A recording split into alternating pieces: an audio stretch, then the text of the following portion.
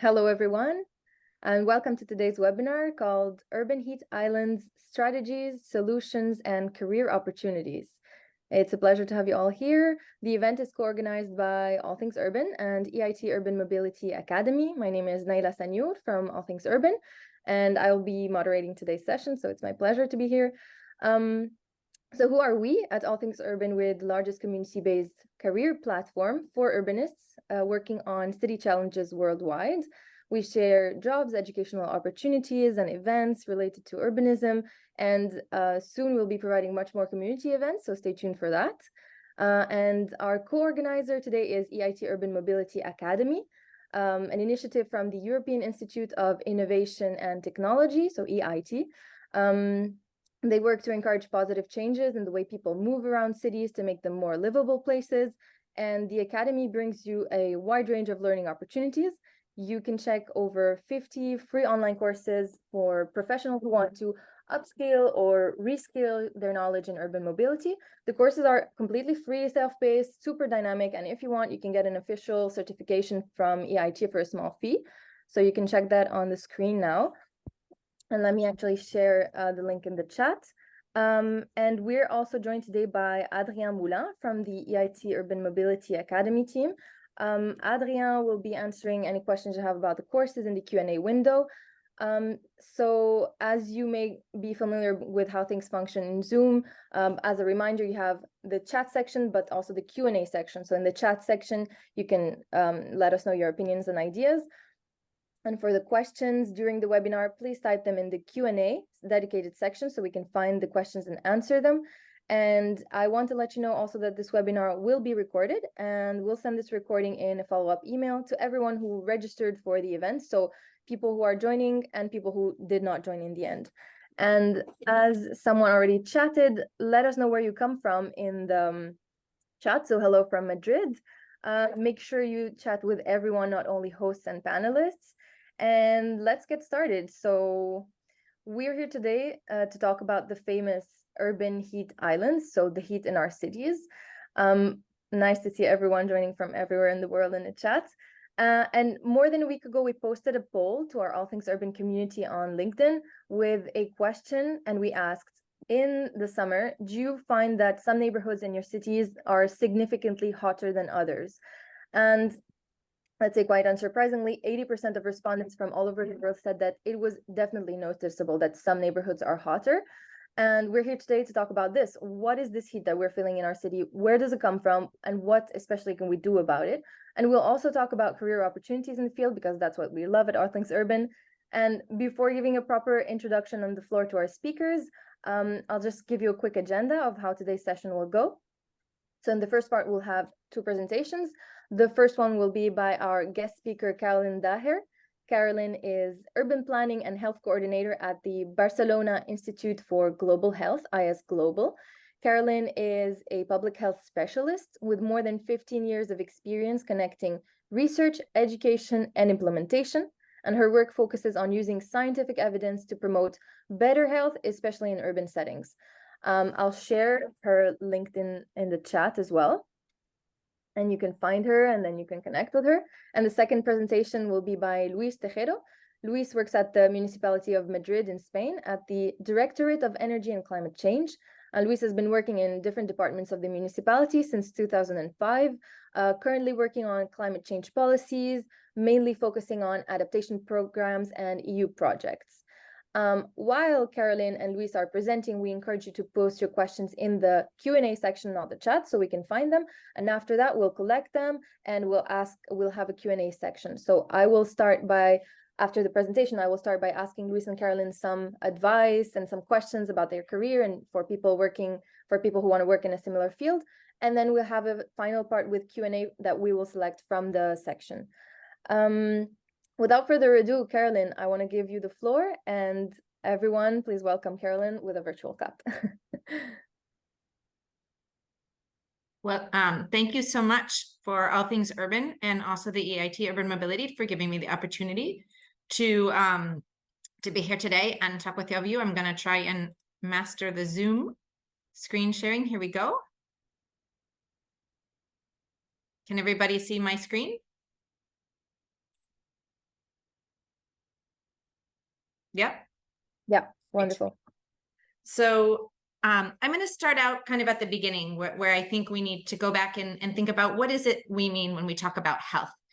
And health, I think, is something that a lot of us associate with doctors and medical interventions and being sick. But really, the official definition of health from the WHO is the complete state of physical, mental, and social well-being, and not simply being sick or having a disease. And so if we think about what this really means, then I think we can also understand that what determines our health is something that's much broader than talking about the medical system or medical interventions or treatments. So our health, as it turns out in the end, is largely determined by factors outside of the health system and also factors outside of our genetics. Though those do play a role, the vast majority of our health is determined by the different contexts in which we live and work and socialize. And these are called the determinants of health.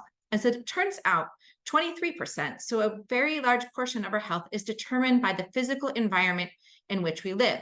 And in today's age, and every much more in the future, these mean urban contexts. So the cities that we live in, the way that they are planned and the way that they're managed are actually very important public health interventions that have a tremendous influence on our quality of life and our well-being. And that is an opportunity for us. So this is one of my main points that I'd like you to take away from the things that drive our health come from outside the health sectors, and how, as the different communities and the different sectors, can we be contributing to transformations that then promote and protect our health. So the urban heat island effect is a phenomenon that is very real and very important in our cities. Why is this? Because in the summer, temperatures, even without heat waves, are much higher in especially the center parts of our cities compared to the peri-urban or the rural areas. And that's because the building materials that we use tend to have dark surfaces, and they absorb a lot of heat. And then in the nighttime, they release this heat. And these create, then this effect that the heat comes out, the temperatures don't go down, the streets are narrow, there's not a lot of wind and movement of air. And so the combination of the housing and then the street morphology means that the temperatures are hot. And this has a wide range of health consequences for us, because we need the temperatures to go down, especially at night, for our bodies to rest and recover. So even without a heat wave, about 4% of the people who die in European cities in the summer are related to this urban heat island effect. If you add on top of that more extreme events, then we're talking about significant mortality. For instance, in Spain, in just 2 months during the summer of 2022, 15,000 people died because of heat. And last summer, it was over 9,000. And so these are significant events that are only going to continue because of climate change. But even without these extreme events, this is a serious problem that is related to the way our cities are designed and managed. And so we need to be thinking about how we can address phenomenon like urban heat island to create environments that promote health. And so here would be an example. We have, this wonderful innovation, which is green space and trees, and we can increase the canopy cover in our cities. And we have to make sure that the distribution is well done. And then by that, we can, by increasing this tree coverage by 30%, we can actually prevent 1/3 of this mortality. That's a pretty powerful intervention right there, with a lot of efficacy, in addition to all the many other benefits that green space could have for our health. Nowadays, within the last 10 years, we've consolidated a large body of evidence about the many, many benefits of green space. So there's no longer really a doubt, even if this is something that we kind of knew beforehand, that green space is good for us, nature is good for us, because we also include blue spaces in this. We really have a lot of evidence now that shows that for most systems in our body at most different stages of our lives, nature and green are something that can be really useful to promote and protect health in our cities. So it is a really big ally for us to be addressing many of the challenges that we're facing in our cities today. But what happens is that we don't have enough of it. And most importantly, we don't have a distribution that allows an equitable enjoyment of these benefits. So we can see, I would invite you all to check out this ranking. It has 1,000 European cities in it. And you can see how a city would score for noise pollution, air pollution, and green space. And they tend to be quite related. So even in cities that are considered quite green, might not score very well, precisely because we have, a situation where there are parks and large parks and beautiful parks, but from street to street or in certain neighborhoods, there's not a good distribution of green space. And so this will mean that not everybody can benefit from this, especially to address something like the urban heat island effect, because maybe you have a nice park nearby, but when you go to your house, there's no green space, and then it's very hot in your apartment. So this is another one of the main points. Given this situation, designers, architects, landscape architects, and the people who are involved in thinking about cities and in managing them have an incredible opportunity, as I said before, but I would also argue have a responsibility to understand how the actions that we take and the way that we design our cities, the mobility model that we have, the density, the access to services, all of these things contribute very much to the health of the population. And this can vary drastically from neighborhood. So we're not only talking about health, but a question of equity. And that's something that we always need to have present, because it's very easy to leave populations behind, especially vulnerable populations like children, who will then have potentially lifelong effects of these consequences, and then elderly people, for instance, and other marginalized groups. Luckily, we have a number of tools to help us address these issues. And we'll send some of these tools after in a follow-up email, but health impact assessment is one of these that helps us understand, using different models, the impact of different urban interventions and what that will have for health. And there's a lot of resources. The WHO has a whole source book, and there are a number of tools. So today we have a much better idea of how to work across different sectors and include health considerations and health criteria in the work that we're doing. For instance, this is just one example of a checklist that has indicators of how we can understand when we're designing certain spaces, and at the urban planning level, how we can be conscientious of health criteria. We also very much need a multi-sectoral approach, because cities are the most complex ecosystems that we have.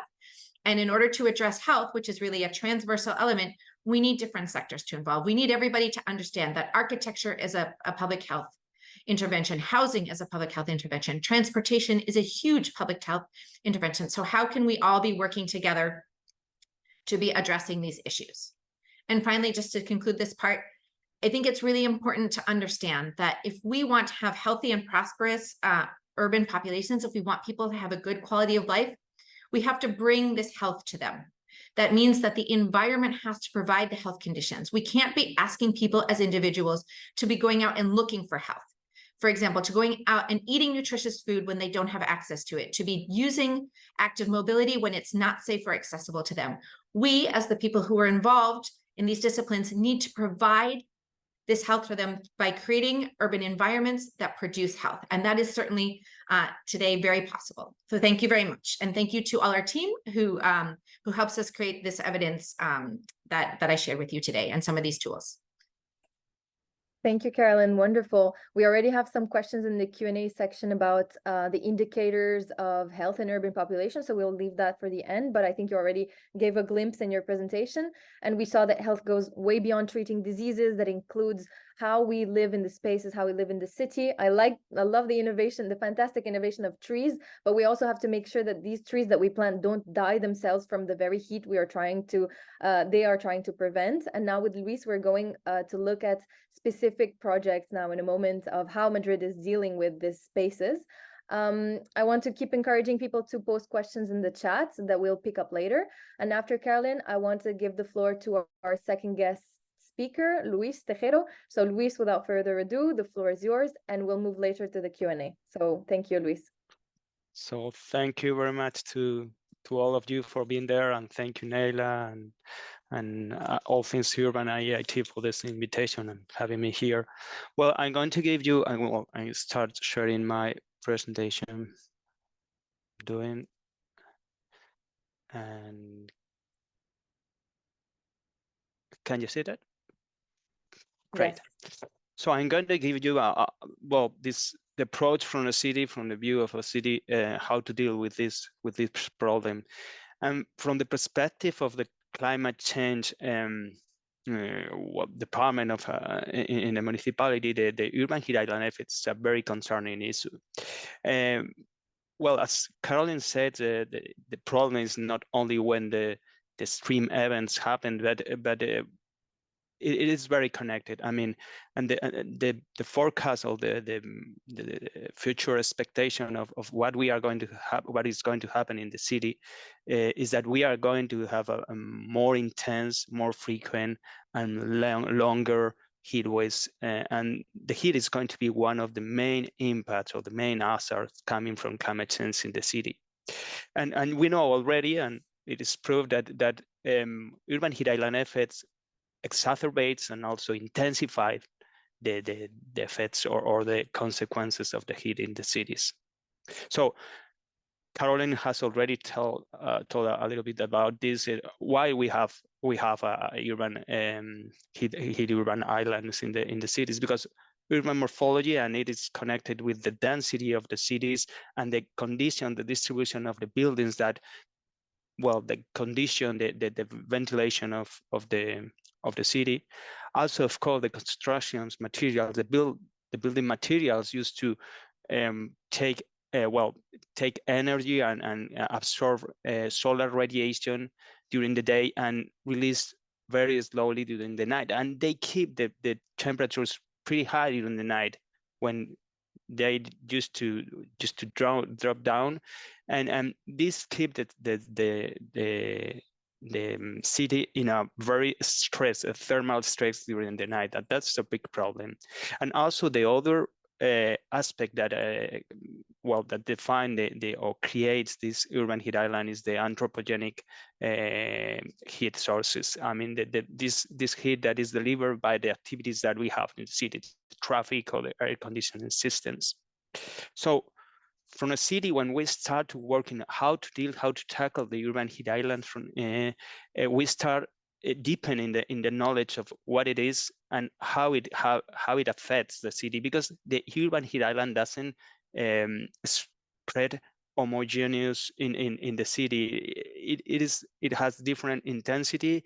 There are some hotspots. There are some places that are fresher. So we start with conducting a study to assess geographically how the urban heat island effect was in the city. But as Carolyn says, this is not only a physical question. If we want to prioritize or address or actions or policies or interventions in the city, to know how geographically this is distributed, the urban heat island, is not enough. We have to consider all social and economic indicators that define the vulnerability to climate change. At last, the impacts are going to be received or are going to be suffered by the people. And the people have, we have to evaluate how is the vulnerability of the people regarding the sensibility, I mean, their inner conditions to face the heat, and also they respond to the heat. So combining these two questions, we have the map of vulnerability, which is going to be different in the different areas of the city. And we overlap these two different information, the geographical distribution of urban heat island, and also the vulnerability to heat, to identify the more urgent or the more prior or the place where we have to address our intervention priority. How can we do that? How can we start doing or reduce the effect of urban heat island? Well, the answer is the nature, and how to the way to improve these conditions in the city, to refresh the city, is to include the nature in our cities. And surely a lot of you have already known this term of nature-based solution, that it is just the way we can introduce the nature in the city and connect with the rest of the systems and make it functional for the whole city. We like to know, we like to understand this nature-based solution, that it is not only just to put vegetation or natural elements in the city, but also to include the natural principle or the principles of the natural ecosystems in the city and the processes that happen in the nature to adapt to the city and use it in a proper way. Well, some examples of this is how to make functional nature in the city. For instance, as we regards to the buildings scale, we have, for instance, the green roofs. And as Carolyn says, we are not talking only about a one benefit of reducing the urban heat island effect. With all this nature-based solution, the nature in the city is providing us a lot of multiple co-benefits. For instance, if we deploy these sort of solutions in a building roofs, we are going to reduce the demand of energy. We are going to improve or increase the biodiversity of the city, or even, and in this case, we can improve dramatically the landscape for the neighbors. And of course, if we're talking about vegetation, the tree must be the key element in the city. It has to be the champion of vegetation in the cities, because there is no other tool, or there's no other mean better than a tree to reduce or to shadow, to reduce the temperature, and to create these microclimate conditions, and also to make a thermal regulation of the streets or squares. But also we have to be conscious where to address or intervention, where is more urgent to intervene. And of course, if we look at the vulnerability, for instance, we in Madrid are working and focusing our first actions on the schools, where the population is very sensitive and they have less or worse response to the heat. And we are trying to renaturing the school years. Usually, while the school years has been sometimes very hostile, very homogeneous, and not very diverse, and we are trying to put nature to change these realms, these spaces, in order to increase diversity, not only biodiversity, but also increase diversity and inclusion of the kids playing or the kids acting in these school years. And also we have to focus our intervention in those areas more neglected and more with less or with worse condition in terms of heat, but also usually the vulnerability to climate change match completely with the social and economic vulnerabilities. So, for instance, we are now acting in, or we are going to add also in this neighborhood that is at the south part of the city. It is a very neglected neighborhood, and not only in terms of climate vulnerability, but in other questions, social economic questions. And for instance, we are going to try to increase the nature, to create a green corridor, which is also not only connected with put nature in this area and making greener. It is also connected with changing the mobility schemes in the area. Carolyn also talked about the transport and the mobility models. And if we want to change and to reduce the use of private car, we have to improve the conditions for pedestrian and for cycling. So this is kind of a green corridor that has been developed under a European project, Clever Cities project, and we will start deploying to implementing this green corridor in the coming months, at the beginning of 2024. But as I told you, we are not only talking about vegetation. There are some very logical actions that are very useful as well, as just painting white, increasing the albedo of the surfaces. Just painting white the black roofs is also a very effective measure to deploy in the cities, or even where in those places where the trees are not able to plant or whatever, or if we need or we want just a temporary shadowing, we can use fabric, which are very effective also to reduce a bit some grades of temperature. And the other key question, very connected with vegetation, is the managing of water in the cities. We have to look for a more natural cycle of water in the cities. In Madrid, usually we are very concerned about how to any drop of water, any drop of rain that fall, we right away we put in the sewage plant, and that is not good. We are in a dry climate, and we need to soak the soil. We need to put the water in the soil to even also to increase the humidity and create this microclimate. So we have to try to change these sealed surfaces and pavements for using other more permeable or even natural soils. But I'm coming to the end of the presentation, but I want to stress again that we are not talking about, we are facing integral interventions. We are no longer doing sectorial actions, and it is not only about change the physical aspects. We have to take into or put it inside all the social aspects. At last, the response to the heat waves and to the heat impacts, a big part of the response relies on the people and relies on the communities and the networks, the relationships between the people. And in that sense, well, sorry, I come back. It is important that we create these places that we know they foster this networking, this community engagement. And also, I want to stress that it means that although this image, you can see that it's a green, it can be considered a nature-based solution, it cannot be considered a proper nature-based solution. It is green, true, it is surrounding this grass, the temperature is low, but it is not connected with the neighborhood, it is not diverse, even it is not biodiverse, it's even promoting the private vehicles, because it's just a piece on this mesh of roads.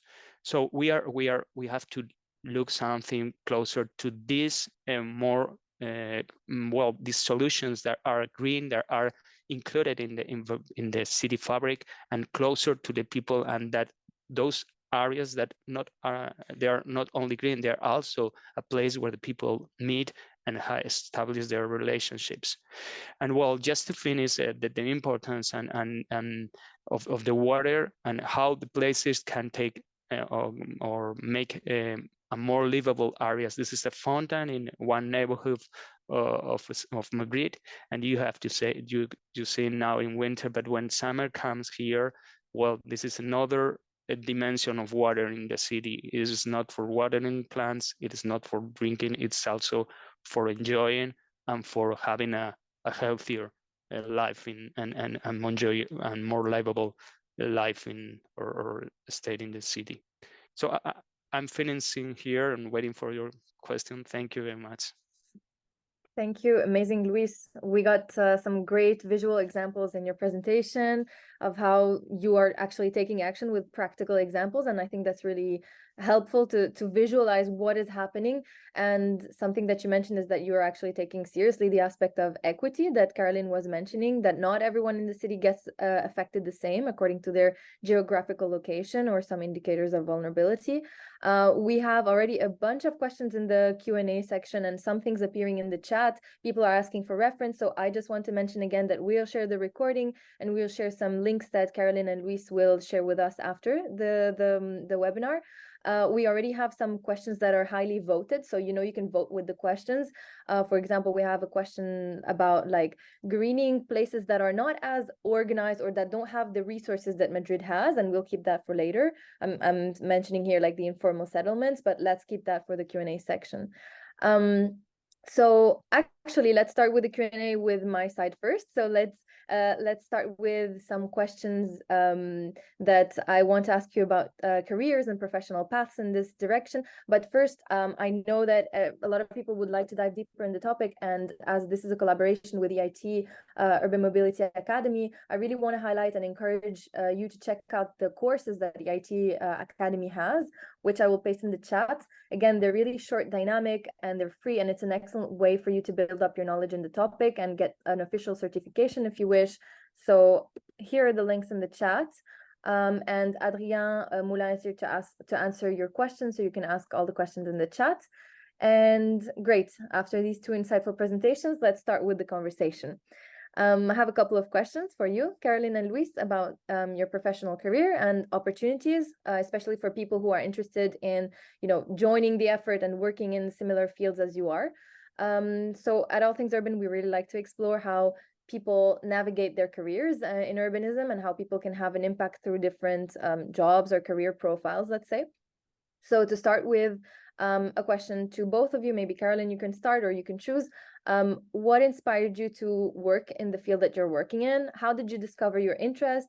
Maybe you can give us a key moment in your path. And based on that, what advice you could give to people who would like to work in that field, maybe younger generations or people who want to make a transition in their career? Great. I love this question. I would say that my beginnings began a long time ago, before I was maybe even totally explicitly aware of them. When I was 17, I had the opportunity to do an exchange in the city of Vitoria, which is in the País Vasco in Spain. And I come from California, what is now Silicon Valley, though it wasn't then. And so I came from a very nice area, but lived on a hill. And, you know, the typical suburban model in the United States, where you needed a car to go absolutely everywhere, to a friend's house, to a store, whatever you need. So, you know, spent a large portion of my childhood and even adolescent life, like kind of captive to my parents and their ability to drive me around to do what I wanted to do. And when I moved to Vitoria, I opened up this whole new world, because I lived in a city where people didn't drive to do their daily activities. I could meet with my friends, I could go shopping, I could go out dancing, I could go to the beach, I could do a lot of things without being dependent on other people. And that was really a hallmark moment for me, to understand the way that a city is designed vastly affects your quality of life. And for me, it was a huge improvement. And I loved it so much that I took 2 jobs the next year to earn money to get a plane ticket back to go to Vitoria the next summer. And, you know, then I always had clear that I wanted to work in health, and I did a lot of work internationally in different countries and different cities. And over time, just really realized, you know, that again, these determinants of our health, or the way that the environment is created, has such an enormous impact. And finally, when I was living and working in Ecuador, and kind of in a city that was rapidly urbanizing, you know, without necessarily so many resources or planning, and seeing how really things, you could see it happening, that we were going awry, and the model that was kind of happening right around me was not actually going to increase quality of life, because some of these factors, like the mobility model, which I think we really just underestimate how exclusive it is, because it excludes young people, it excludes old people, it excludes people who don't have resources for private vehicles, and how we really need to be rethinking and transforming the environments. And if you add climate change, which in the end, the climate crisis is a health crisis, and we're not really thinking of it that way, it all kind of came together for me. So for about the last 8 years or so, I've been able to work on, you know, how we can connect urban transformations and urban agendas more with health. And that's been tremendously rewarding. I can talk a little bit more after about what I think some of the careers are, but let Luis go ahead first and answer his beginnings. Yeah, I've been always connected more or less to the greening or to the plants and the vegetation, because my background is agricultural engineering. So when I finished my studies, I start as an entrepreneur. I start to do working for myself in the field of landscaping, and I love it, and I kind of learned a lot about that. But some years later, I had the opportunity of enroll to a public body like a municipality, and sometimes to work in an administration or in a municipality or in the States, it seems like where you're in a very boring place, and that was not my case. And I think for me, it's a privilege to work for a city, in the sense that I was always connected with landscape, but then I start to make an evolution, and I passed from landscape to environmental education, and then I arrived to the climate change questions, and then I can be aware that how the city is connected with the life of the people, and how transcendent is the work that we are doing in the city. And that's very satisfactory for any one of us, to work in a city, to work for a city, and to try to make the life of the people better, and to improve the quality of life. And I have this background, and I had these learnings about landscaping and green, but then I overlap other learnings about social, about health, about things, and then got aware that well, how the cities are complex, how complex are the cities, sorry, and how we need to integrate all these learnings, and how it is important. And for me, it's maybe the most interesting thing that I've done in my career, to just, you know, this adding different learnings and connecting all of them, and also addressing them to improve the life in the cities. That is to improve the life of everyone. Well, I don't want to go further on. That's amazing. And something Luis is not mentioning is that to work with the municipality, you have to pass a very difficult exam in Spain, Yeah, at which is least in not for Spain. everyone. Yeah, at least in Spain. Not I think it is not the same in all other countries, so I didn't mention that. Yeah, if you want to enroll in the public body, you need to pass an exams. But well, yeah, if you like, you will enjoy also. Yeah. And to bring it back to something Carolyn was saying, which is really, really important. The thing is that both of you come from very different sectors. Now you come from the public sector or the research sort of academia sector. Some people can come from the private sector, NGOs, foundations. It doesn't actually really matter where you tackle the topic from. You can end up working with the topic in a way. And something that Carolyn was mentioning is that multiple stakeholder collaboration is actually key, because even if you work on it by yourself, you cannot actually make the impact at the scale and depth that you want if you don't work with other actors. And I can let you speak to that, of course, Carolyn. I don't know if you want to expand a bit on that. Sure. I had the speedy presentation, so please.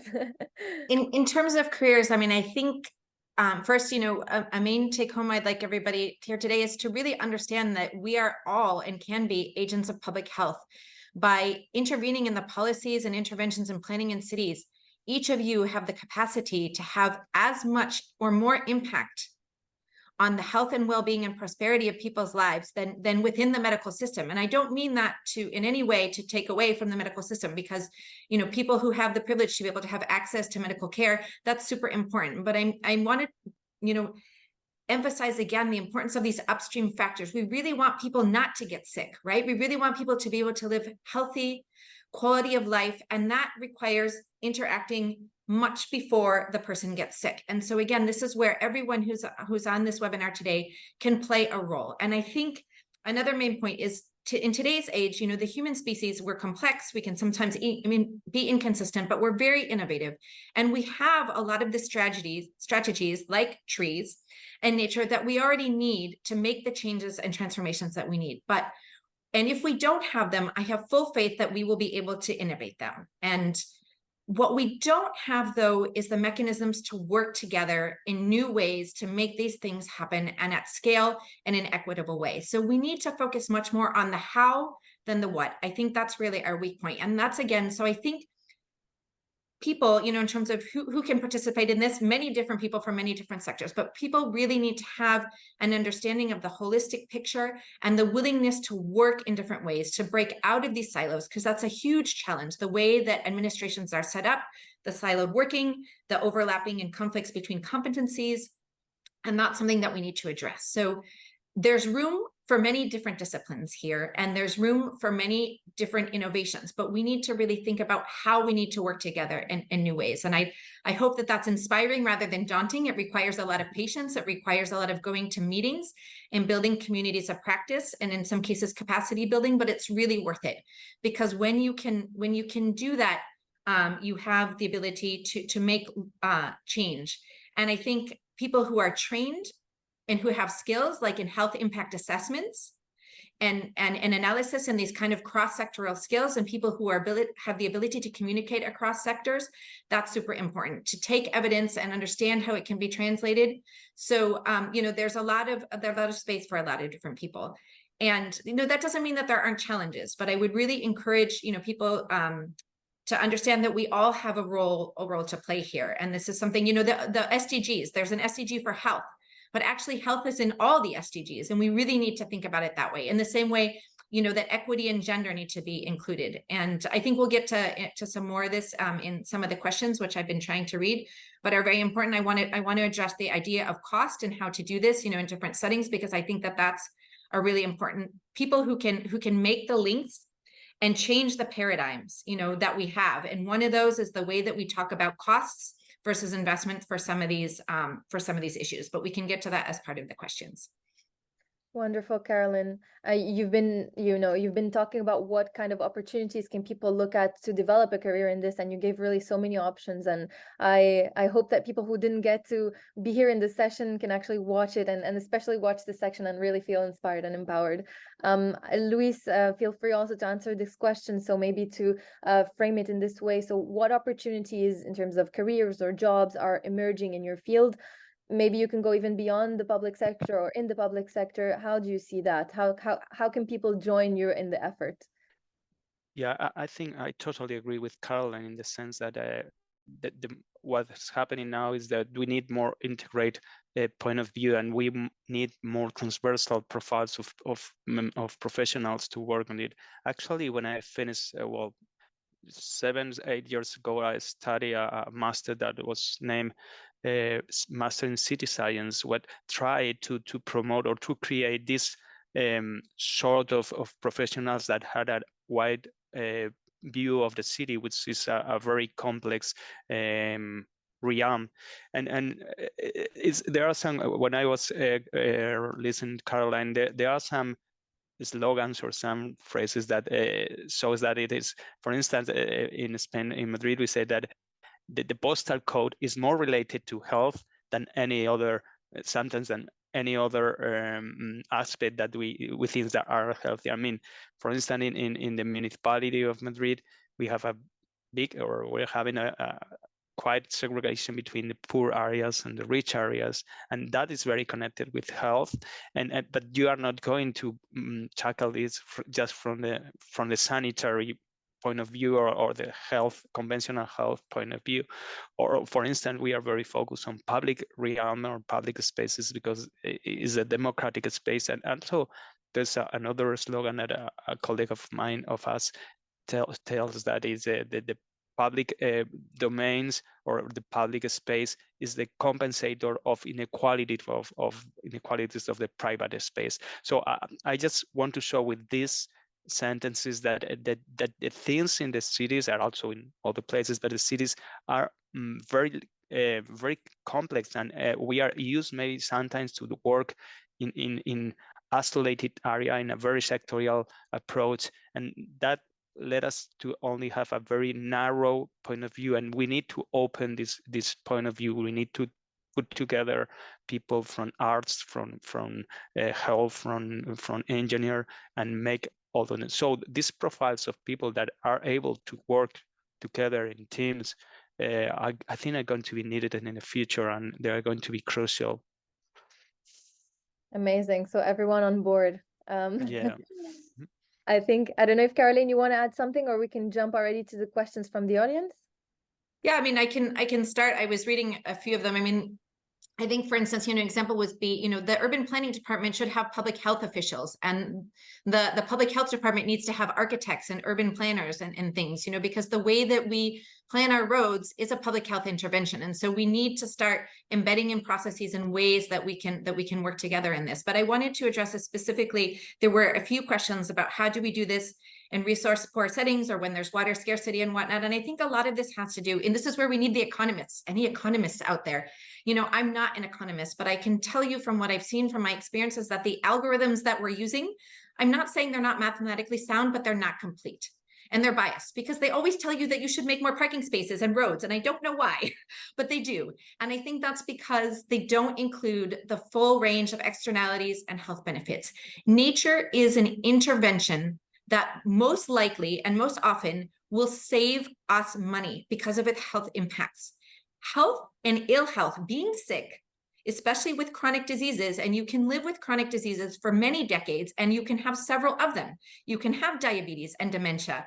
You can have, risk of a heart attack and mobility issues. So these are very costly. They're extremely costly in money, but they're also costly in suffering and in care and socially. And so health is a huge expenditure for cities, and we need to connect this with other departments, because if we do that, green space we will see is no longer a cost. It's a very good investment because the returns that it gives us in health benefits, in mental health and physical health, and connecting people is very, very important. So I think that's one of my number points is we need to stop talking about nature as a cost. Creating and maintaining nature is a good investment in our health, and it will reduce health costs because our health system, we saw this during the pandemic, cannot cope with the volume of mental and physical health issues that it has and cannot always be responding to people who are already sick. We need to create health promoting environments. And so that to me is one of the number one points. And so yes, and if you have resource poor settings or situations where people don't have access to healthcare, precisely we need to make the point, hey, we don't have hospitals and doctors for everybody, but we can invest in trees, we can invest in green space, and this is a good investment. And the WHO has work on this, and other places now have work on this, and I think there needs more to be done. So that would be, to answer some of these questions. We need to change the paradigm of the way that we're talking about this and make the economic discourse really reflect the full range of services. Because floods, natural disasters, fires, all of these things that are related to nature or lack of it are really costly. And nature can help us prevent and also recover from some of these events. So I think that would be, to answer kind of that round of questions. Great. Something that really needs to happen. That's wonderful, Carolyn. And you actually, so let's move into picking up some questions. We have a lot of questions, and I'm sure Carolyn and Luis, you didn't have time at all to read all of them. So what we did is, I'm joined today by our colleague and CEO and founder of All Things Urban, Anastasia Suhoroslova. She'll be taking the floor to lead a bit the Q&A. We already have pre-selected some questions, especially the ones that were the most voted. And while Anastasia is leading the Q&A, and I will share with you the feedback survey so you can let us know what you thought. And we are collecting all the questions to see what we can do with them in the end, because we're not going to be able to answer everything, but we'll find a way to give something back to the community. So Anastasia, the floor is yours. Thank you, Naila. Yeah, I suggest we just start with the questions we had the most number of votes, because I think it will be just fair to the audience. And the one question you actually mentioned during the moderation, it's about equity. So Rami Zouini says, equity is a key principle. I wonder how realistic regreening cities in case of slums, huge ones, informal settings, settlements, and housing in cities which lacks the space, political buy-in, resources can be implemented. Maybe Luis, you can give your opinion. Then, if you have, that was one of the questions that I saw in the chat, and it is really key. Well, that's key. I mean, for me, and as I was telling, I'm working at the Department of Climate Change, but I overall like working for better the city, and the climate change can be in a way a lever, or we can take the advantage of this crisis to improve the city in the whole sense. For instance, we are focusing mostly on those areas, the more neglected areas of the city. For us is a key question. And when we arrive there and we are start to deploy projects and to start initiatives, we almost never talk about climate change, because in a neighborhood where the people have a real or having struggles for living or for just having some food in their tables, you are not talking about climate change. You are talking about equity, you are talking about inclusion, you are talking about all these things that are the really real problems of the cities. And we are at the same time, we have these two big problems, but they are not isolated. As I told you, all the vulnerable, the vulnerable areas are vulnerable in the whole sense. They are vulnerable to climate change impacts, but also they are vulnerable in social questions or in economic questions. So equity, inclusion are in the center of these policies of climate policies. They cannot be apart and cannot be overwhelmed or not taken into account. Thank you, Luis. Carolyn, do you have anything to add? Maybe about just to add quickly, I think that this ties into what I was saying before. Making the economic argument as to why it's too costly not to do this is very important, and tying it very closely to health. These communities, are marginalized communities. They have a number of challenges, and nature can be a good solution to many of the challenges. It makes sense from a cost perspective, and it makes sense from a health perspective. So seeing the way in a lot of administrations, and even especially at the community level, it's difficult to talk about sustainability and climate change, but people understand health and well-being. And so use that as an entry point and as a leverage point to talk about and bring aboard some of these other agendas that we have in terms of urban transformation. It can be a very useful entry point. Thank you, Carolyn. Maybe going on from that, like, how do you, like, we have a question from Diana asking, how do you measure this vulnerability of communities? What is the criteria maybe you use to decide in which space and areas you intervene? Because there are so many areas which require our attention, but how do you actually select and prioritize them? Maybe Carolyn, you can start, and Luis, you can join later. Mm-hmm. Probably Luis can go more into detail, but there are a lot of indicators now, and vulnerability mapping is a technique that, you know, most health departments or public health departments can do. You look at, you can, you know, use disease factors or air pollution exposure factors, heat factors. So most or many cities have, you know, the ability to do these vulnerability maps, and they know, you know, where communities are more vulnerable or not because of these different exposures that they have. And so, you know, many cities, you can even see like the difference between life expectancy. That's one thing that you can look at. That's very easy. And many cities have that by neighborhood, and you can see huge differences, like be 12, 14 different years of life expectancy difference between one neighborhood and the next. A few streets away, you will live 15 years longer. And so cities do, not all cities, but many cities have basic indicators like quality of life, air pollution, or you know, access to certain foods. There's some work that's been done out of RMIT in Australia that tries to give scorecards to cities on some of these indicators that can be helpful, and we'll put that in the resources that we send you. But I think more and more, and especially with the advances in technology, we will have the data that we need. And usually these things are very geographically correlated, right? So if you put them on a map, and that's a very good way to do it, and you need to look at the neighborhood level, because if you take data just at the city level, you will be masking these inequalities very much. And so you need to go down to the neighborhood level and see what's happening. Mm-hmm. Yeah, in the same direction, I'll say that we use a system of indicators that I have to stress that sometimes those indicators are the ones that we can get information. I mean, there could be some ideal or perfect indicators, but if you cannot reach the information, they are not useful. So we try to we have a system of indicators. But what I want to add to Carolyn is that sometimes these indicators are not evident. I mean, we're not only measuring or taking into account death or illness, but also, for instance, the surface or the size of your flat, or how many people are living in the same house, or do you have I don't know, a pool close to your house, or these sorts of things are completing all this picture of the vulnerability, because, you know, vulnerability is the combination of sensitivity, yeah, and respond. So sometimes it's inner to your body, to your conditions, and sometimes can be improved. Your response can be improved. So there are many things that explain if you are vulnerable or not, and some of them, they are not evident. There has to do with, I don't know, if you are, well, as I told you, that how many people lives in your home, for instance. Thank you, Luis. Yeah. I think we have time for maybe one more question now, right? Okay, great. Maybe since we have so many people joining today from different regions, I think today we focused a little bit more on the European context. And I see here the question from one of the community members from the US. And maybe it's a challenging one, but I think it's good to start to finish on the challenging note. So Keith Hardy asked us, I think all of us on this webinar agree on the technical solutions presented here today. I would like to hear any insight you have on the political side of urbanism.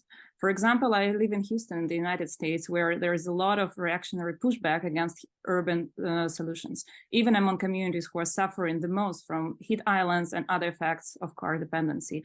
Could anyone share perhaps one or two key best practices about how you had success mobilizing popular support for these solutions? Maybe you, Carolyn and Luis, you have some cities examples which you can share for the audience, like broadly, where there's not so much support and policy as in the EU. So something more like inspiring for our global.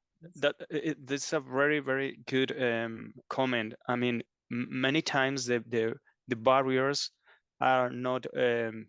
I mean, are hidden. For instance, we know how technically do many things, but many times the problems, the barriers, the breaks to our action has to do with the distribution of jurisdiction of the administration, or the lack of leadership, or even the mindsets. Now, at the same time that we are talking that we need the nature, that we all want the nature in the cities, at the same time there's a parallel mindset that is biophobia, that is, in a way they are pushing out the nature from the cities. And of course, all that is related, and in the case of Spain and in Madrid is very dramatic, all that has to do with the administrative bureaucracy, administrative structures, regulations are very, well, they many times are the real barriers to spread and to push all these policies. I would add, going back to my first comment, is, we know what we need to do. We know more about what we need to do than how to do it. And involving communities so that the solutions that we propose or that we create together, ideally, are acceptable and relevant to them is part of this. We need to do a better job. Nature isn't something that should be imposed. As Luis said, we know the technical aspect of it more than we know how to bring it and work with communities so it's something that's valuable and relevant to them. So there are a lot of methodologies, participatory methodologies. We shouldn't assume that all people view nature in the same way, but I think we can take strides to make it more relevant because we need it, and the benefits are there. So, things like citizen science, there's a big move towards using the scientific process to empowering and engaging communities, doing low-cost sensors and other ways of getting people involved so they can see and measure what's happening around them and then be involved in the process of creating solutions. So again, it gets back to how do we need to work together in different ways to bring these solutions in an effective way? And then we absolutely need to monitor and evaluate what we are doing. This is a big weak point in public administration and a lot of interventions. We invest a lot of money in strategies and policies and interventions, and then we never measure where they're actually achieving their objectives. And you can easily, even with good intentions and even with good technical knowledge, not have things turn out the way that you think. You can either not be creating what you intended, or you can actually in some cases do harm. But if you don't monitor and evaluate, you will never know. And so I think that's another weak point that really needs, we can do another webinar on that. But that needs more attention. And that goes, again, into how we work together. We definitely need another webinar because all the questions. Thank you so much, Anastasia, for selecting a few of all the questions, and we were not even close to answering a small percentage of them. It was very difficult, and thank you, Carolyn and Luis, for answering so thoroughly. We will collect all of these questions. We'll see what we can do with them. And thank you again, Luis and Carolyn, for the excellent presentations that will be shared. The video will be shared with everyone else who wants to watch again or who wasn't able to attend. We'll share a follow-up email, and we hope it's been of interest. I feel like it has created some community over here. We have a lot of people who would like to talk to each other. And the session is now coming to an end, but let's see if we can have another webinar someday with Luis, with Carolyn. And before that, I would like to please ask you to fill the feedback survey before you go, because it would be really important for us to know how you found this, what we can do to support you in your knowledge, in your career development, in your skilling or reskilling or upskilling, whatever you want to call it. And the session is now coming to an end. So you can see on the screen the QR codes for the courses that are linked to these topics and that you can follow later. And while you are maybe screenshotting the QR codes, I will share again the links to the courses on the chat. So all the courses of EIT Urban Mobility Academy, you can find them there. And to all participants, thank you so much for being here. Thank you for your feedback. You can reach out to us directly at All Things Urban or EIT Urban Mobility Academy. And have a nice evening, have a nice day, morning, wherever you are. Thank you, everyone. And we'll see you very soon. Thank you so much. Thanks so much. Bye. Bye, everyone. Bye-bye.